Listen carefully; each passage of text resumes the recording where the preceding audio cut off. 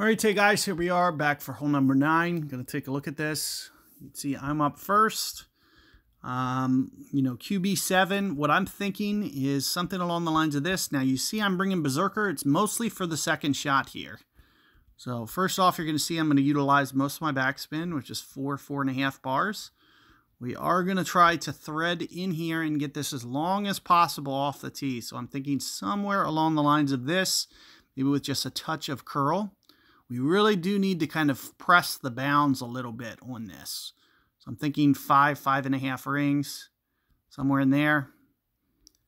And then once, as I said, a fair amount of curl. We need to stay fairly aggressive with this shot. Biggest reason being, if we don't get this far enough and up here close enough to this edge, we aren't going to be able to get there in 2.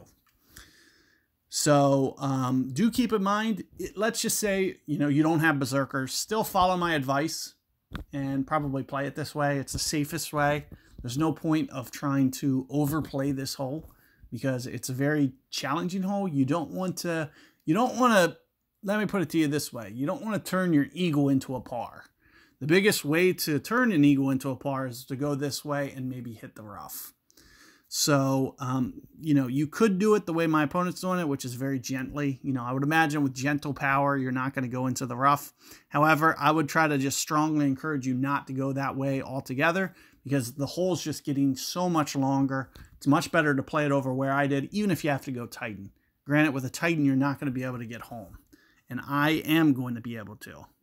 So as you can see, I can stretch up here, and with a fairly aggressive drive like this, you can see how well my drive is played. This is like semantics at this point. Like I'm definitely into the green, might even make double eagle if I can get this alignment down. So I'm thinking somewhere along the lines of this. I probably want to land somewhere around here. So let's say, this is here. We're going to essentially be pulling down here, and I'm thinking maybe just a fraction of power. So you can see about maybe 1 ring of power. And you can see with where my aim is. Perfect ball. So very easy to get there. 4.5 on the top spin is going to be ideal. And this is essentially a funnel to the hole. You can see it does end up just a little bit to the right, which means my, spatial understanding of how that was going to roll out with limited guide was just a little bit off, but it's something I can learn from. So next time I can make a tweak and I could say, okay, I'm going to aim a little bit more to the left. Nevertheless, you can see how easy it is to get there in 2. Keep in mind, we can do the same thing in pro. So we can get there just as easily in pro. So if you can do this in rookie, much better to go in pro because you can actually win better clubs. I can win quarterback cards. I can win sniper cards. I can win rock cards. I can win guardian cards. I can win Thor's hammer cards. If I play rookie, I'm not going to be able to. So if you can get out of rookie, much better to do so.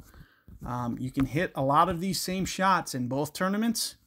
And, just being able to go up to that next level and compete is going to be ideal. That's what these guides are for, is to get you on point, to be able to make sure that you're honed in and not throwing away strokes. Because if you can play these clean rounds, you're gonna do really well, especially in rookie and pro. And the sooner that you can move on from rookie to pro, to work to get from pro to expert, the better. The faster you can get to expert, that's where you can start to get those Apocalypse, Cataclysm, Spitfire. You can't get anything like that. Even Nirvana. These are big clubs that you can only win at the expert division. So with that in mind, you want to progress these accounts as best as you can, as fast as you can, as opposed to just dwelling in rookie and playing just because you have to. So that's why you use these practice attempts to basically rehearse the shots. You use this game and these guides for kind of your direction to kind of keep you clean, because if you can play these clean rounds, especially in the tournament, that's how you progress these accounts and get them very advanced as fast as possible, is understanding all these shots, how everything runs out, and being able to play those clean sides is going to be the key. So hopefully you can do that. Good luck out there, and let me know how it goes. Take care, guys.